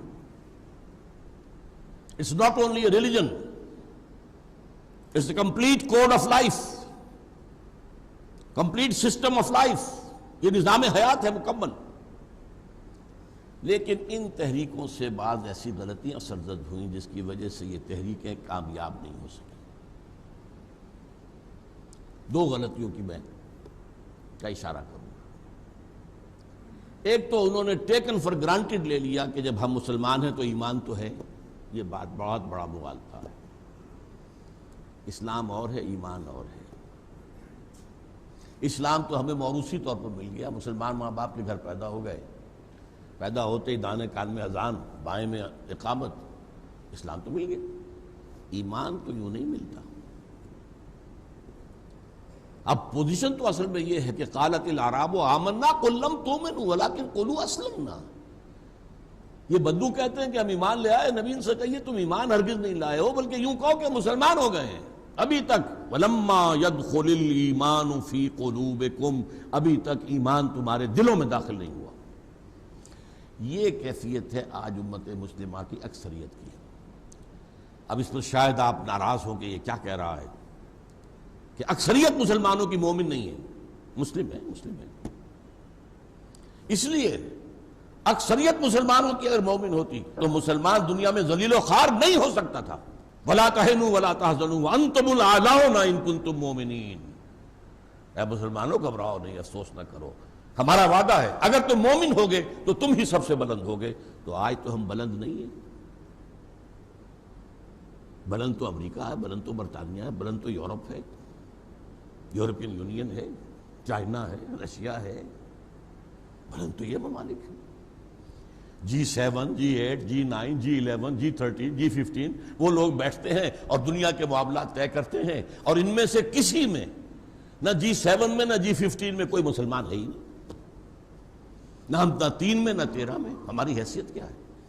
اور آج جو پٹائی ہو رہی ہے امت مسلمہ کی، جو عذاب آ رہا اللہ تعالیٰ کی اجازت سے آ رہا ہے، اللہ کی اجازت کے بغیر تو پتہ تک نہیں جنبش کھاتا، کیوں آ رہا ہے؟ ہم مجرم ہیں۔ ہم نے آزاد ہونے کے بعد آج تک کسی مسلمان ملک میں اسلامی نظام قائم نہیں کیا، دین کو قائم نہیں کیا۔ جو آزاد ہوا اس نے یا قبلہ بنا لیا واشنگٹن کو یا بنا لیا ماسکو کو، اسلام کہیں نہیں آیا۔ تو ہم اللہ کے مجرم ہیں، یہ سزا اللہ کی طرف سے ہمیں مل رہی ہے، اور یہ سزا تو جاری رہے گی جب تک کہ اسلام کو ایک نظام کی حیثیت سے قائم کر کے ہم دنیا کے سامنے نمونہ نہ پیش کر دیں اور ہم دنیا کو دعوت نہ دے سکیں۔ Come and see with your own eyes, this is Islam۔ تب ہم شہداء علی الناس، لوگوں پر حجت قائم کر سکیں گے کہ یہ دین ہے اللہ کا جو سچا دین ہے، جو بہترین نظام دیتا ہے انسان کو، جس میں سارے سب کے حقوق کا لحاظ ہے، توازن ہے، اعتدال ہے، جس میں پوری جو ہے کفالت عامہ کا نظام بھی ہے۔ خلافت راشدہ میں بچے کا پیدا ہوتے ہی اس کا وظیفہ مقرر ہو جاتا تھا۔ زکوٰۃ کے نظام کے تحت جو ہے سوشل سیکیورٹی، اور وہ سوشل سیکیورٹی جو آج آپ کو نظر آ رہی ہے اسکینڈینیوین کنٹریز میں، وہ مسلمانوں میں تھی۔ اس اعتبار سے یہ جد و جہد ایک منفرد علیحدہ جد و جہد ہے۔ اس میں ایک غلطی جیسا کہ میں نے عرض کیا کہ ہم نے سپوز کر لیا کہ ہم مومن تو ہیں، بس ہمارے عمل میں کمی ہے۔ اچھا بھائی مسلمانوں عمل کرو عمل کرو عمل کرو عمل کرو، یہ نہیں دیکھا کہ اندر تو یقین والا ایمان تو ہے ہی نہیں۔ ایک لیگل ایمان ہے، verbal attestation, I testify there is no God except Allah and I testify that Muhammad is his messenger and servant۔ مسلمان ہو گئے، لیکن اس پر دل میں یقین پیدا ہو جانا زمین و آسمان کا فرق ہے۔ یقین پیدا کرے ناداں یقین سے ہاتھ آتی ہے، وہ درویشی کے جس کے سامنے جھکتی ہے فغفوری۔ تو ہندوستان میں میں نے 3 آدمیوں کا نام لیا ہے، اقبال، ابوالکلام آزاد۔ اقبال مرد میدان تھے ہی نہیں، وہ مفکر تھے صرف، he was not a leader۔ اس نے فکر دیا ہے اور اس میں کوئی شک نہیں کہ بہت بڑا دیا ہے۔ ابوالکلام میدان میں آئے، 1913 میں انہوں نے حزب اللہ قائم کی، 1913 میں، اور اس کا مقصد کیا تھا؟ حکومت الہیہ کا قیام۔ اندازہ کیجئے انگریز کی حکومت کا دور ہے اور اس میں وہ جماعت قائم کر رہے ہیں حکومت الہیہ قائم کرنے کے لیے۔ لیکن ان کا خیال یہ تھا، ایک مغالطہ تھا ان کا، کہ علماء کرام میرا ساتھ دیں گے. علماء نے ساتھ نہیں دیا. ان کا تصور وہ ہے ہی نہیں. میں آپ کے سامنے تجزیہ کر کے بتا چکا ہوں. سب سے پہلے پوچھا اس کے پاس کوئی سند ہے کسی مدرسے کی؟ یہ ہمارے کسی مستند شیخ کے ساتھ اس کی تربیت ہوئی ہے؟ حالانکہ ایک بہت بڑی عظیم ترین دینی شخصیت مولانا محمود حسن اسیر مالٹا رحمت اللہ علیہ، جنہیں میں 14ویں صدی ہجری کا سب سے بڑا مجدد مانتا ہوں، وہ ان کی پشت پر. اور 1920 میں جمعیت علماء ہند کا جو دوسرا سالانہ اجلاس ہوا دلی میں، اس میں یہ تجویز پیش کی حضرت شیخ الہند نے کہ اب ابو الکلام کو امام الہند مانو، اس کے ہاتھ پر بیعت کرو. علماء تیار نہیں ہوئے. بددل ہو کر ابو الکلام نے وہ بستر لپیٹا حزب اللہ کا، اور وہ کانگریس میں جا کر فریڈم فائٹر کی حیثیت سے اس نے زندگی گزاری. تو میں کہا کرتا ہوں مجھے دلچسپی ابو الکلام سے ہے 1912 سے 1920 تک کا Abul Kalam, not after that. بعد میں جو کچھ تھا اس کا تھا معاملہ، اس نے سیاست میں حصہ لیا، گاندھی کا چیلا بنا. اس میں بہت سی چیزیں ایسی بھی ہیں ان کے بارے میں کہ جو بہرحال ناگفتہ بے بھی ہیں، تو اب وہ چیزیں چھوڑ دیجئے. لیکن میں اپنے آپ کو ان کے ساتھ اٹیچ نہیں کرتا. میری اٹیچمنٹ ابو الکلام کے ساتھ ہے، لیکن 1912 سے لے کر جب کہ الہلال جاری کیا، اس سے لے کر 1920 تک. پھر اس کے بعد مودودی صاحب اٹھے. ان میں محنت کا جذبہ بہت تھا. یہ انہوں نے بھی جماعت اسلامی قائم کی، اور اس کا جو دستور پہلا بنا تھا اس کا عنوان یہی تھا، حکومت الہیہ کا قیام. اور یہ بھی بڑی جرأت کی بات ہے. انگریز کے دور میں یہ بات کہنا گویا کہ بغاوت تھی. انگریز کی حکومت کے بجائے اللہ کی حکومت چاہتے ہو. لیکن انگریز جو ہے سیکنڈ ورلڈ وار میں اتنا کمزور ہو چکا تھا، اسے جانا ہی تھا یہاں سے. اور دوسرے انہوں نے سوچا کہ ابھی ان کے ساتھ چند آدمی ہیں، 200-250 آدمی ہیں، تو یہ کیا کر لیں گے، کون سا تیر مار لیں گے. لہذا انہیں چھیڑا نہیں. ورنہ بغاوت ہے، کلمہ بغاوت ہے. انہوں نے کھل کر کہا انگریز کی فوج کی ملازمت حرام، بلکہ انگریز کی دوسری ملازمت بھی حرام. یہ انقلابی بات مولانا مودودی کی شاید آپ نے کبھی سنی ہی نہ ہو. انہوں نے اجازت دی تھی جماعت اسلامی کے لوگوں کو کہ ہاں جو پبلک یوٹیلیٹی کے اور پبلک کی سروس کے محکمے ہیں، ریل ہے، ڈاک ہے، اس کی ملازمت ہو سکتی ہے. اس کا جو حکومت کا نقشہ ہے سول سروس ہے نہیں. اس کا عدالتی نظام جو اللہ کی بجائے کسی اور قانون پر فیصلے کر رہا ہے، جج بیٹھا ہوا فیصلہ کر رہا ہے. وَمَن لَّمْ يَحْكُم بِمَا أَنزَلَ اللَّهُ فَأُولَٰئِكَ هُمُ الْكَافِرُونَ. جو اللہ کی اتاری ہوئی شریعت کے مطابق فیصلے نہیں کرتے وہی تو کافر ہیں. جو وکالت کر رہے ہیں اللہ کے قانون کے بجائے دوسرے قانون کی، کون ہے یہ؟ بہرحال لیکن دوسری غلطی جو ہوئی ان تحریکوں سے وہ یہ ہوئی کہ انہوں نے اس دین کو قائم کرنے کے لیے طریقے جو دنیا میں اس وقت رائج تھے وہ اختیار کر لیے. الیکشن کا طریقہ اختیار کر لیا. یہ کام تو تاریخ انسانی میں ایک ہی مرتبہ ہوا تھا، اور وہ حضور کے دست مبارک سے ہوا تھا. ایک مرتبہ اور ہونا ہے، حالانکہ ہم کبھی نہ مانتے کہ ہو سکتا ہے، جبکہ آپ تو سید المرسلین تھے، خاتم النبیین تھے، اور کسی کے نبی کے ہاتھ میں نہیں ہوا. اور اب تو کسی نبی کا سوال ہی نہیں، کیسے ہو جائے گا. میں کبھی یہ نہ مانتا کہ یہ ہو سکتا ہے اگر حضور نے نہ فرمایا ہوتا. ہونا ہے اور ہوگا پوری دنیا پر، گلوبل ہوگا. اسلام کا غلبہ ہوگا اور دین حق قائم ہوگا پوری دنیا پر، اور خلافت علی منہاج النبوت کا نظام قائم ہوگا پورے گلوب کو. اب میرے پاس وقت نہیں کہ میں ان احادیث کا متن آپ کو سنا سکوں. یہ احادیث صحیحہ کے اندر آیا. ہونا ہے ایک دفعہ، لیکن ہوگا اسی طریقہ کار پر عمل پیرا ہو کر جو محمد الرسول اللہ کا تھا صلی اللہ علیہ وسلم. لقد کان لکم فی رسول اللہ اسوۃ حسنہ. اس کو غور سے دیکھو، بٹوین دی لائنز سیرت کو پڑھو، فلسفی آف سیرت کو سمجھو. سیرت میں بظاہر جو تضادات نظر آتے ہیں ان کو سمجھو کیوں ہیں وہ. اب میں وہ تضادات آپ کے سامنے مثال کے طور پر رکھ رہا ہوں. ٹوائنبی نے ایک بڑا زہر میں بجھا ہوا جملہ کہا، Muhammad failed as a prophet but succeeded as a statesman. مدینے میں تو محمد کا نقشہ صلی اللہ علیہ وسلم نظر آتا ہے، نبیوں والا، دعوت دے رہے ہیں، پھر رہے ہیں حضرت مسیح کی طرح سے، وہ تو نبیوں والا نقشہ تو ہے، وہاں تو ناکام ہو گئے، وہاں تو جان بچا کے بھاگنا پڑا۔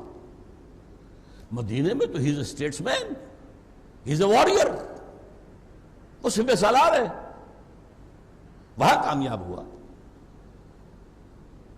اور اسی کو بنیاد بنا کر منٹگومری واٹ نے کتابیں لکھ دیں دو، اور ہمارے ہاں جو مسلمان سمجھتے ہیں انہوں نے بہت تعریفیں کی ہیں حضور کی، تو بہت اس کو پڑھتے ہیں شوق سے، محمد at Mecca, Muhammad at Medina, دو کتابیں ہائی لائٹ کیا ہے کہ تضاد ہے، یہ کچھ اور شخصیت ہے، وہ کچھ اور شخصیت ہے، یہ مبلغ ہے، یہ داعی ہے، یہ درویش ہے، کوئی گالی دے رہا ہے تو دعائیں دے رہا ہے، کوئی پتھراؤ کر رہا ہے تو ان کے بھی ہدایت کی دعائیں کر رہا ہے، یہ تو نبی ہے، لیکن وہ محمد صلی اللہ علیہ وسلم۔ اس حوالے سے سیرت کے فلسفے کو سمجھنا، فلسفہ سیرت، اس موضوع پر اللہ کے فضل و کرم سے میری دو کتابیں ہیں، ایک چھوٹی ہے، ایک ذرا بڑی ہے۔ چھوٹی کتاب کو پہلے سمجھ لینا چاہیے، سکیچ اس سے سامنے آ جائے گا۔ رسول انقلاب کا طریق انقلاب، میں نے رسول انقلاب کہا ہے صلی اللہ علیہ وسلم اس لیے کہ صرف آپ کے ذریعے سے انقلاب برپا ہوا، اور کسی نبی کے ذریعے تو نہیں ہوا، نہ موسیٰ سے، نہ عیسیٰ سے، نہ ابراہیم سے، نہ نوح سے، نہ ہود سے، نہ صالح سے، نہ شعیب سے، نہ لوط سے۔ رسول انقلاب کا طریق انقلاب، اور پھر منہج انقلاب نبوی پر ذرا ضخیم کتاب ہے، پوری سیرت کا انالیسس ہے، جس کو میں کہتا ہوں وہ فلسفہ سیرت ہے۔ اس سے میں نے ڈیڈیوس کیے ہیں، اخذ کیے ہیں، مستنبط کیے ہیں 6 stages of a revolutionary process, اور میرا دعویٰ یہ ہے کہ ایک انقلابی عمل کے لیے اگر کوئی سورس ہے کہیں سے اگر آپ کو مل سکتا ہے تو وہ صرف اور صرف سیرت محمدی ہے صلی اللہ علیہ وسلم۔ اس کو چھوڑ کر یہ الیکشن کے راستے پہ آ جانا، کبھی سوچیں کبھی حضور الیکشن کے ذریعے سے عرب میں کامیاب ہو سکتے تھے، یا صرف وعظ و نصیحت کے ذریعے سے کامیاب ہو سکتے تھے؟ صرف وعظ و نصیحت آج ایک بہت بڑی تحریک ہے جو یہ کہتی ہے، اگر اس سے کامیابی ہو سکتی تو محمد کبھی ہاتھ میں تلوار لیتے صلی اللہ علیہ وسلم؟ وہ کسی مسلمان کے خون کا تو کوئی قطرہ زمین پر جو ہے گرنے کے سوال ہی پیدا نہیں ہوتا، کسی کافر کے خون کا قطرہ بھی نہ گرنے دیتے، اور آپ سے بڑا مبلغ، آپ سے بڑا مربی، آپ سے بڑا مزکی کوئی ہو سکتا ہے؟ لیکن نہیں، نظام نہیں بدلتا، مرد نادا پر کلام نرم و نازک بے اثر، پھول کی پتی سے کٹ سکتا ہے ہیرے کا جگر، دعوت و تبلیغ سے سلیم الفطرت لوگ کھنچ کر آ جائیں گے، غلط نظام کے ساتھ جن کے ویسٹڈ انٹرسٹ ہیں وہ کبھی سنیں گے؟ معاذ اللہ، جاگیردارانہ نظام کے خلاف بات کر کے تو دیکھیے۔ صورتحال یہ ہے، اس لیے انتخابات کے ذریعے سے اور بحث دعوت و تبلیغ کے ذریعے سے یہ کام نہیں ہو سکتا۔ ہاں، دعوت و تبلیغ سے انفرادی اصلاح بہت سے لوگوں کی ہو جائے گی، وہ مذہب پر زیادہ کاربند ہو جائیں گے، پہلے شیو کر رہے تھے اب داڑھی رکھ لیں گے، پہلے ان کی شام سینما میں یا کہیں اور کلبوں میں بسر ہوتی تھی، اب وہ کہیں مسجدوں کے اندر اور کہیں کسی اپنے حلقہ دعوت اور تبلیغ میں صرف ہوں گی۔ یہ انفرادی زندگیوں میں تبدیلی آئے گی، آئی ہے، اس کا انکار کرنا تو غلط ہے، لیکن نظام نہیں بدلتا جب تک کہ ایک انقلابی تحریک نہ ہو اور اس کا نقشہ جو ہے وہ حضور کی سیرت سے اخذ نہ کیا جائے۔ چنانچہ اس کو بھی ایک اہم قول ہے امام مالک رحمۃ اللہ علیہ کا،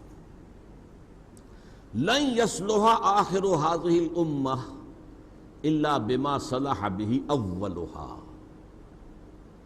اس امت کے آخری حصے کی اصلاح نہیں ہو سکے گی مگر صرف اسی طریقے سے جس سے کہ پہلے حصے کی اصلاح ہوئی تھی۔ یہ آخری اور پہلی کی بات جو ہے وہ ایک اور حدیث کے حوالے سے سن لیجئے، میں پورا متن یاد ہے مجھے، میں سنا سکتا ہوں لیکن وقت کی کمی ہے۔ حضور نے اپنے دور سے لے کر قیامت تک 5 ادوار گنائے ہیں۔ یہ نعمان ابن بشیر رضی اللہ تعالی عنہ کی روایت ہے اور مسند احمد ابن حنبل میں ہے۔ پہلا دور نبوت حضور موجود تھے، فرمایا میں رہوں گا موجود جب تک اللہ چاہے گا، پھر اللہ مجھے اٹھا لے گا، دور نبوت ختم ہو جائے گا۔ پھر خلافت علی منہاج النبوہ، وہ جو میں نے کہا 30 برس تک خلافت، وہ عین نبوت کے نقش قدم پر، عین مین وہی نقشہ، کوئی اس میں بال برابر فرق نہیں۔ پھر تیسرا آئے گا ملوکیت، ملکن عاضن، ظالم بادشاہ، یہ بنو امیہ کے بادشاہ جن کے زمانے میں آپ کو معلوم ہے حضرت حسین کتنے بڑے اپنے عزیزوں کے ساتھ جو ہے شہید کیے گئے ہیں، اور سینکڑوں تابعی شہید کیے گئے ہیں۔ واقعہ حرہ ہوا ہے، 3 دن کے لیے مدینے کو تخت و تاراج کیا گیا ہے۔ یہ سب کیا ہوا ہے؟ کہنے کو تو وہ خلفاء تھے، خلفاء بنو امیہ بادشاہ تھے، ملکن عاضن، کاٹ کھانے والی ملوکیت۔ پھر فرمایا چوتھا ملکن جبرین، پھر غلامی والی ملوکیت آئے گی۔ عجیب ہے، ایک دور وہ آ گیا کہ اب ہماری حکمران تھی ملکہ وکٹوریہ، پہلے چلیں مغل تھے یا خلجی تھے یا لودھی تھے یا سادات تھے یا غلامان تھے، یہ مسلمان تو تھے نا۔ اور ان کے زمانے میں جیسا کہ میں بتا چکا ہوں قانون تو مسلمانوں کا نافذ تھا، مفتی حضرات تھے اور قاضی حضرات تھے، جمعے کا نظام تھا، یہ تھا۔ لیکن اب کیا ہوا؟ اب انگریز آ گیا، اب حکومت ملکہ وکٹوریہ تھی۔ یہ ہوئی ملوکیت غلامی کی۔ پھر فرمایا ثم تکون خلافت علی منہاج النبوہ، پھر ایک دور آئے گا خلافت علی منہاج النبوہ کا، 5واں دور یہ آنا ہے، آ کر رہے گا۔ اس کی احادیث جو ہیں وہ صحیح موجود ہیں، اور ہم نے ایک کتاب جو اس پہ شائع کیا وہ نوید خلافت کے عنوان سے، اور لاکھوں کی تعداد میں جو اسے پھیلایا ہے، پھر کبھی یہاں پر بھی آپ کو پیش کر دیا جائے گا۔ وہ احادیث بڑی ضروری ہے، کیونکہ موجودہ حالات میں ہر مسلمان جو ہے ڈرا ہوا ہے، اسلام کا کیا مستقبل ہے، مسلمانوں کا کیا مستقبل ہے۔ مسلمان پٹ رہا ہے، ہو گیا مانند آب ارزاں مسلمان کا لہو۔ کیا ہو رہا ہے؟ اے اللہ ہم کم سے کم تیرے نام لیوا ہیں، اے اللہ ہم تیرے نبی کے شہدائی ہیں، ہمارا یہ حال؟ رحمتیں ہیں تیری اغیار کے کاشانوں پر، اور برف گرتی ہے تو بیچارے مسلمانوں پر۔ بھائی کیا عیسائی مسلمان ہیں؟ یہ کیوں ہو رہا ہے؟ یہ میں نے جیسا کہ عرض کیا تھا، یہ اللہ کا عذاب ہے۔ تم نے ہمارا دین قائم نہیں کیا، ان اقیم الدین، ہم نے تو تمہارے اوپر لازم کیا ہمارے دین کو قائم کرو۔ ہاں مذہب میں اختلاف ہو جائے کوئی حرج نہیں ہے، ہاتھ یہاں باندھ کے نماز پڑھ لو کوئی حرج نہیں، ہاتھ کھول کے نماز پڑھ لو مالکیوں کی طرح کوئی حرج نہیں، کیا فرق پڑ جائے گا؟ چند منٹ تاخیر سے روزہ کھول لو، کیا فرق پڑ جائے گا؟ باقی یہ کہ دین ایک ہے کہ حاکم اللہ، اور اس کا قانون وہی قانون ملکی ہوگا، land, law of the land, اس کو قائم کرو۔ یہ جو تحریکیں ہیں ان میں ہمارا اب حصہ جو ہے، اب اس تحریک کو لے کر ہم چل رہے ہیں۔ تو میں نے کہا تھا کہ آپ کے سامنے بنیادی بات بھی آ جائے گی ہماری، اور یہ کہ دوسری دینی جماعتوں سے یا حلقوں سے جو کوشش، ہم نفی نہیں کرتے، ہر ایک اپنے رنگ میں کوشش کر رہا ہے، اور جیسا کہ میں نے کہا ہے دینی مدارس کے ذریعے سے جو علماء ہیں وہ جب کبھی کوئی فتنہ کھڑا ہوتا ہے اسلام کے خلاف تو سینہ سپر ہو جاتے ہیں، انہی کی قیادت میں ختم نبوت کی تحریک چلتی ہے، اور قادیانیوں کو غیر مسلم قرار دیا جاتا ہے، اور کس کے ہاتھوں؟ بھٹو کے ہاتھوں کروایا جاتا ہے۔ لیکن یہ ہے کہ وہ دین کو قائم کرنے کا معاملہ وہ ذہن و صفت نہیں ہے، اوجل ہے۔ اسلام کا تصور ایک مذہب کی حیثیت سے ذہنوں میں بیٹھ گیا ہے، اس کو تو سینے سے لگا رکھا ہے، اللہ کا شکر ہے۔ اور یہ بھی علماء کرام کا پاک و ہند کے مسلمانوں پر بہت بڑا احسان ہے کہ مذہب کا وہ سٹرکچر انٹیکٹ رہا، مسجدیں بنتی رہیں، آباد ہوتی رہیں، علماء ملتے رہے، ورنہ آپ کو بہت معلوم ہے بہت سے مسلمان ممالکوں میں صفائی ہو گئی، بالکل کولونیل رول کے اندر آ کر وہ حالات جو ہیں بالکل بدل گئے۔ اس کے لیے جیسا کہ میں نے عرض کیا ہے اب ہماری اس تحریک کے دو حصے ہیں. پہلا حصہ یہ ہے اس جیسا کہ میں نے کہا ایک مغالطہ ہوا، اس مغالطے کی اصلاح کی کوشش. پہلے دلوں میں یقین والا ایمان پیدا کرو، صرف وربل ٹیسٹیمنی نہیں، صرف لپ سروس نہیں. ذرا گردنیں جھکاؤ اور اپنے گریبانوں میں جھانکو. یقین ہے، یقین ہے اللہ کی ذات پر اور صفات پر، یقین ہے مرنے کے بعد جی اٹھنے پر، یقین ہے حساب کتاب پر، یقین ہے آخرت کی زندگی پر، یقین ہے شریعت کے اوپر. وہ اگر یقین نہیں ہے پھر وہ کام نہیں ہو سکتا جو حضور نے کیا تھا. کوئی اچھا کام ہو سکتا ہے، نیک کام ہو سکتا ہے، پھر وہی کہوں گا مذہبی اعتبار سے کوئی بہتری آ سکتی ہے، کچھ چیزیں آ جائیں گی، لیکن دین کو قائم کرنے کے لیے ایسے لوگوں کی ضرورت ہے جن کے اندر یقین والا ایمان پیدا ہو چکا ہو. اور اس کا منبع اور سرچشمہ صرف اور صرف اور صرف قرآن. قرآن کے ذریعے سے وہ یقین پیدا کیا ہے. اتر کر حرا سے سوئے قوم آیا اور ایک نسخہ کیمیا ساتھ لایا. هو الذی ينزل علی عبدہ آیات بینات لیخرجکم من الظلمات الی النور.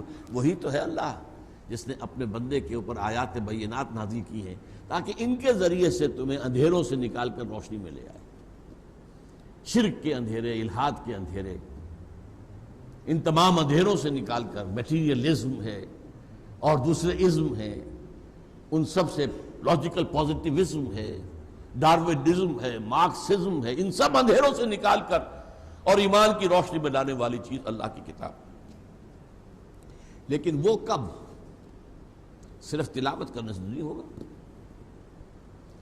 صرف تلاوت کریں گے تو ثواب تو ہو جائے گا، ثواب ملے گا. آپ نے وقت نکالا ہے، آپ بیٹھے ہیں قرآن پڑھ رہے ہیں، یہی وقت آپ کسی اپنی دنیاوی جو ہے کام میں لگا سکتے تھے، آپ نے لگایا تو ایک اجرت تو ملے گی، اجر تو ملے گا. اس سے ایمان پیدا نہیں ہوگا.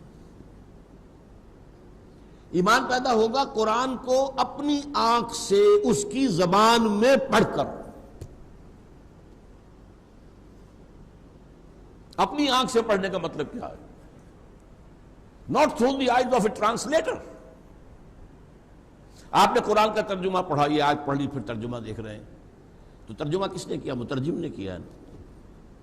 For you it's a second hand knowledge. اور ترجموں میں پھر اختلافات بھی ہیں.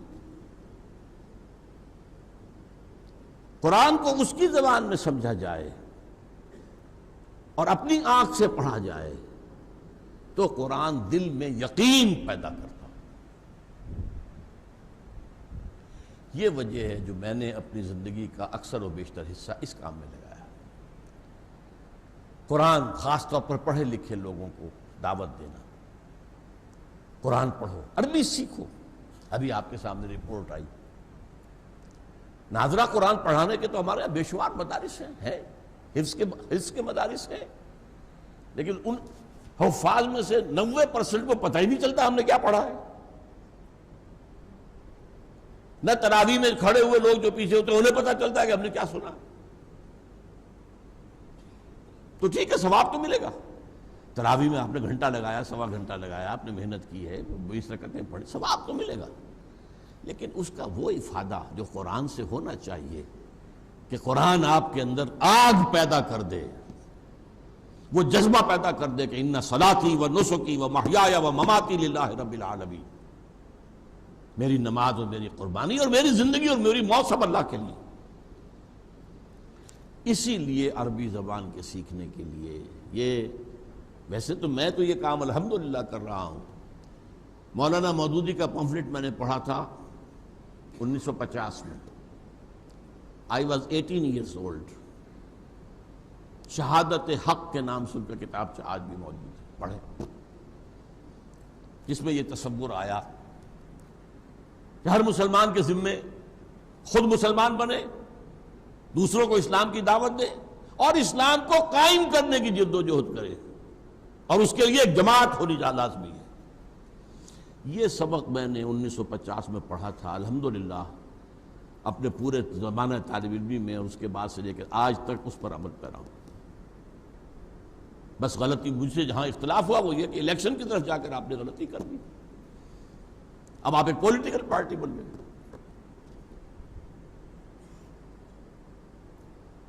اس حوالے سے میں نے پھر وہ تو کام میں ہمیشہ کرتا رہا، لیکن یہ کہ خاص طور پر 1965 میں منتقل ہوا تھا لاہور ود اے ریزولو کہ اب مجھے وہ تحریک خود اپنے بل پر، جو بھی صلاحیت اللہ نے دی ہے۔ پہلے میں انتظار کرتا رہا، جماعت اسلامی سے بعد بڑی بڑی شخصیتیں بھی علیحدہ ہوئی تھی اس زمانے میں، مولانا امین حسن اصلاحی، مولانا عبد الجبار غازی، مولانا عبد الغفار حسن، ابھی حال ہی میں انتقال ہوا ہے، اللہ تعالیٰ ان کی مغفرت فرمائے۔ بڑے بڑے لوگ تھے، شیخ سلطان احمد صاحب تو غالباً ابھی باقید حیات ہیں، اللہ تعالیٰ انہیں زندہ دے، زندگی اور دے اور صحت دے۔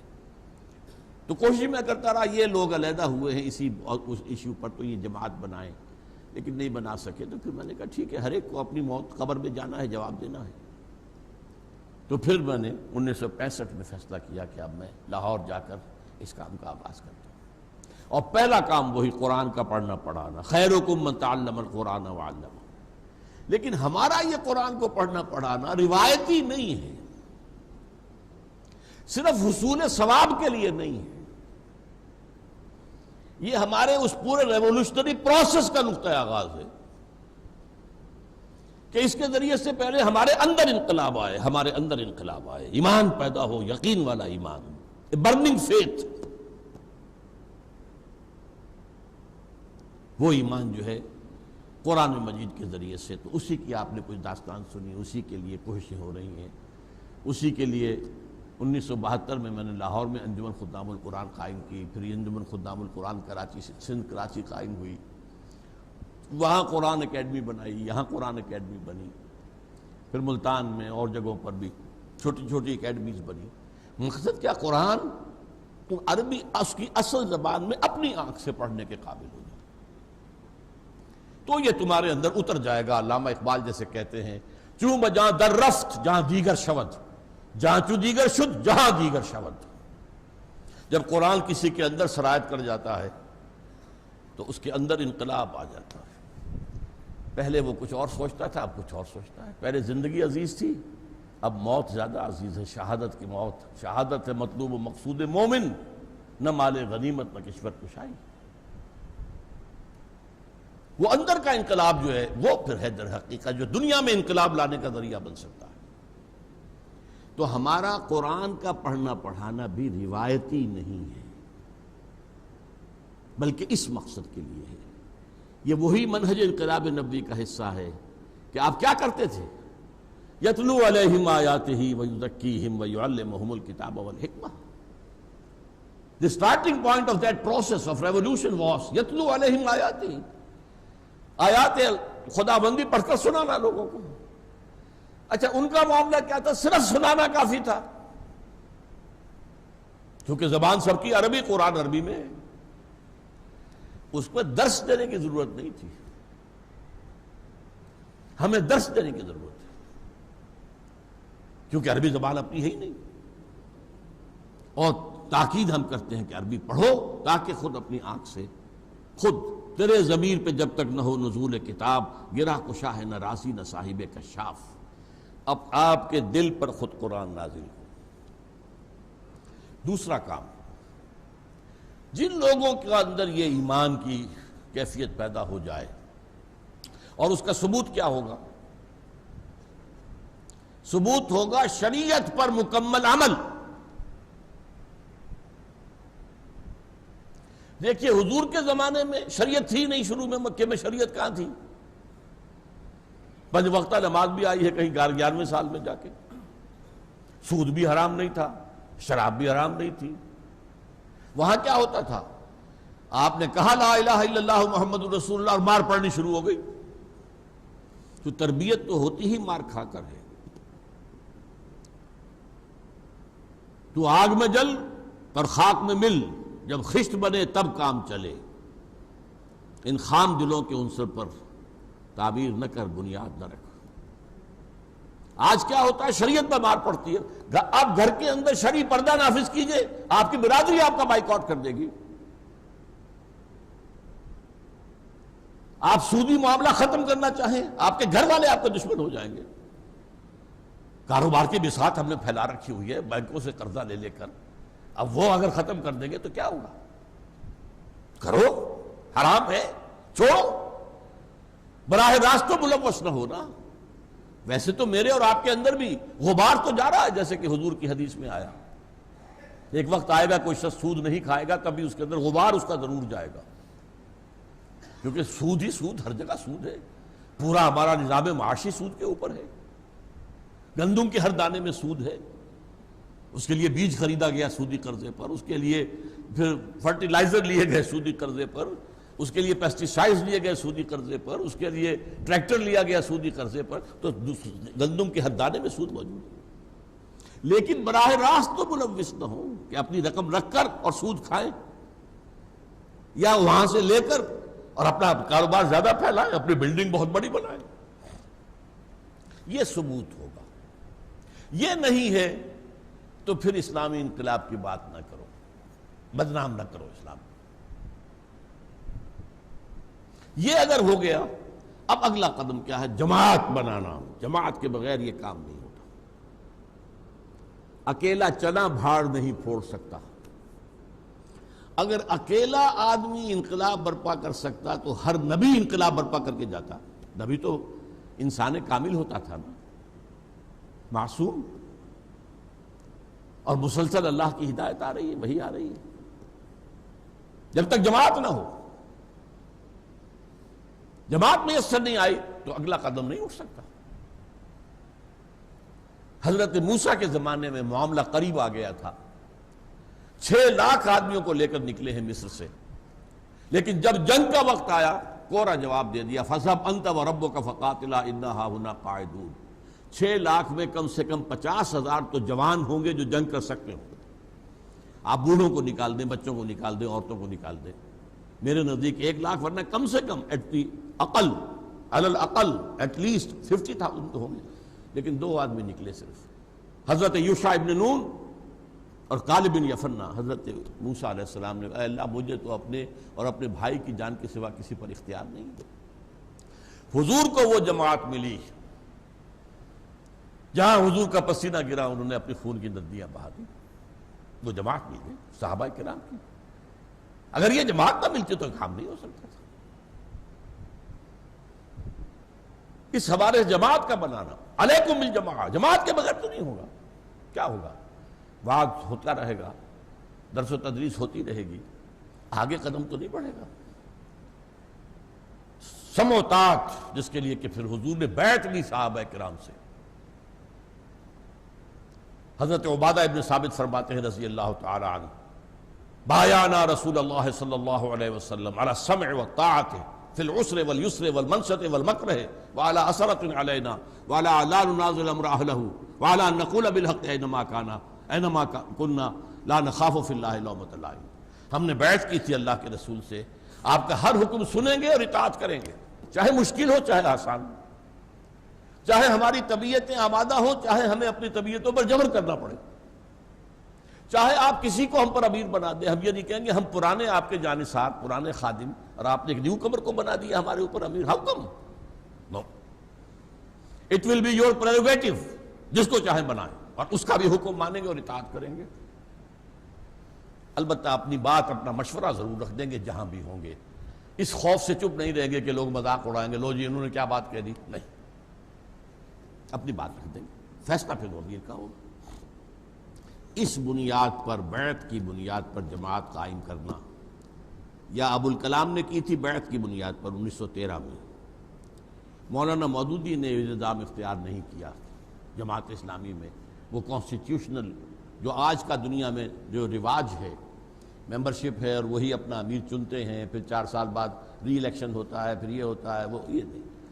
اسلام میں ان کے چیزوں کا ذکر نہیں ہے. بیعت کا ذکر ہے، قرآن میں ذکر ہے، حدیث میں ذکر ہے، سیرت میں ذکر ہے.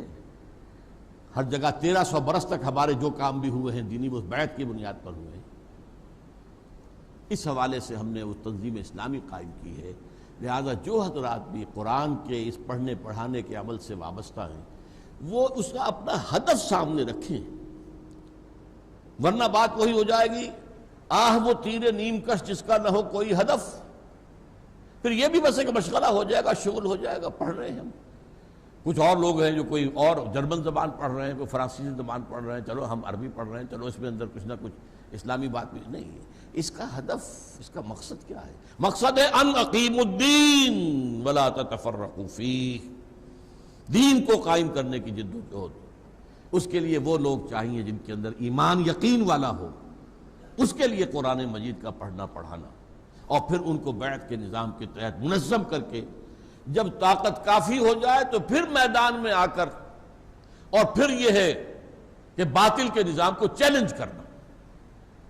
وہ چیلنج حضور کی حیات طیبہ میں ہوا ہے، بائی لیٹرل وار، یقاتلون فی سبیل اللہ فیقتلون ویقتلون، اللہ کی راہ میں قتال کرتے ہیں، قتل کرتے بھی ہیں، قتل ہوتے بھی ہیں۔ غزوہ بدر میں 70 مشرکین مارے گئے، 14 صحابہ شہید ہو گئے۔ غزوہ احد میں 70 صحابہ شہید ہو گئے۔ قتل کرتے بھی ہیں، قتل ہوتے۔ آج کے زمانے میں نظام باطل اپنے ملک کے اندر اس کو ہٹانے کے لیے جو کوشش ہوگی وہ ایک عوامی تحریک، ایک مضبوط ڈسپلن جماعت جو ہے ایک عوامی تحریک لے کر میدان میں آئے، یہ ہٹے، یہ سارے حرام کام بند کیے جائیں۔ یہ جو چھوٹے سے پیمانے پر غلطی ہو رہی ہے لال مسجد والوں سے، یہ کام اس پیمانے پہ کرنے کا نہیں ہے۔ پہلے آپ ایک ملک گیر جماعت بنائیں، اس ملک گیر جماعت کے اندر اتنی طاقت ہو کہ وہ پھر کھڑی ہو کر چیلنج کر سکے، وہ جیلوں کو بھر سکے۔ وہ جو ایک عوامی سیلاب آتا ہے، جس سے یوکرائن کے اندر انقلاب آیا ہے، جس سے جارجیا میں انقلاب آیا ہے، جس سے لیٹن امریکہ میں انقلاب آتا ہے، جس کے نتیجے میں نیپال کے بادشاہ کو جھکنا پڑا ہے، جس کے نتیجے میں کرغیزستان میں انقلاب آیا ہے، وہ ایک عوام کا بہاؤ، عوام کا ریلا جو اسلام کے لیے جان دینے کے لیے تیار ہو چکے۔ اس کے نتیجے میں اس کو علامہ اقبال نے 2 شعروں کے اندر بڑی خوبصورتی سے سمو دیا ہے۔ کسی عجیب کیفیت میں، کسی عالم میں انہوں نے یہ اشعار کہے ہیں، اللہ سے اپنی ایک گفتگو بیان کر رہے ہیں۔ گفتند جہان ماں آیا بے تمہیں سازد، اے اقبال ہم نے تمہیں اپنی جس دنیا میں بھیجا ہے تمہیں پسند آئی دنیا؟ گفتم کے نمی سعادت، میں نے کہا نہیں، اس میں تو ظلم ہے۔ کسان کیا ہے، خون پسینہ کر کے کماتا اور عیش کرتا جاگیردار، یہ تیرا نظام ہے، یہ تیری دنیا ہے۔ تو عادل و قادر ہے مگر تیرے جہاں میں ہیں تلخ بہت بندے مزدور کے اوقات۔ مزدور کے شریانوں کے سرخ خون سے کشیر کر کے شراب پیتا ہے سرمایہ دار بیٹھ کر شام کو کلبوں کے اندر۔ ہمیں پسند نہیں ہے یہ نظام۔ گفتن یہ مرہم زن، تو اللہ نے کہا کہ توڑ پھوڑ کر رکھ دو پھر اس کو۔ کیسے؟ با نشہ درویشی در ساد و دمادم زن، پہلے درویشی وہ 12 برس مکے کے، وہ میری کتاب آپ پڑھیں گے تب وہ ساری حقیقت واضح ہوگی۔ وہ 12 برس درویشی ہے، دعوت ہے، تبلیغ ہے، کوئی گالی بھی دے رہا ہے تو اس کو آپ دعائیں دے رہے ہیں، کوئی پتھراؤ کر رہا ہے تو پھول پیش کرے، درویشی۔ چوں پختہ شوی، جب تیار ہو جاؤ اور طاقت کافی ہو جائے، جو پختہ شوی خود را بس سلطنت جم زن، پھر اپنے آپ کو سلطنت جم سے ٹکرا دو۔ یہ ٹکراؤ، یہ تصادم جو بہت سے لوگوں کو اچھے الفاظ نہیں لگیں گے، لیکن اس کے بغیر تو ظاہر بات ہے کہ حضور نے جو دین قائم کیا تھا اس کے بغیر تو نہیں ہوا۔ تو اللہ تعالی ہم سب کو یہ بات، اسلام دین ہے، اس کو غالب کرنا مسلمان کا فرض ہے۔ ان اقیموا الدین ولا تتفرقوا فیہ، اس کے لیے ایمان وہ درکار ہے جو یقین والا ایمان ہو، اور اس کا منبع اور سرچشمہ قرآن ہے۔ اس کے لیے قرآن کا پڑھنا پڑھانا، عربی کا سیکھنا سکھانا۔ اس کے بعد ان لوگوں کو جن کے دلوں میں وہ ایمان پیدا ہو جائے اور جذبہ امنگ پیدا ہو جائے، انہیں پھر مضبوط نظم جماعت کے اندر کسنا ہے، اور پھر دیکھنا ہے، اسی کام کو جاری رکھنا ہے تاکہ اتنی قوت ہو جائے کہ آپ نظام باطل کو میدان میں آ کر للکار سکیں۔ میں نے اپنی 2 کتابوں کا تو حوالہ دیا، ایک تیسری کتاب جو ہے جو حضور کے مقصد بعثت پر جو ہے میری ایک بڑی اہم کتاب ہے، چھوٹی مختصر ہے۔ نبی اکرم صلی اللہ علیہ وسلم کا مقصد بعثت کس لیے بھیجا تھا؟ وہی دین، لِيُظْهِرَهُ عَلَى الدِّينِ كُلِّهِ، اس پر میرا وہ مقالہ جو ہے وہ آپ حضرات پڑھیے، اس سے انشاءاللہ تعالی بات اور واضح ہو جائے گی۔ اقول قولی ھذا واستغفر اللہ لی ولکم ولسائر المسلمین والمسلمات۔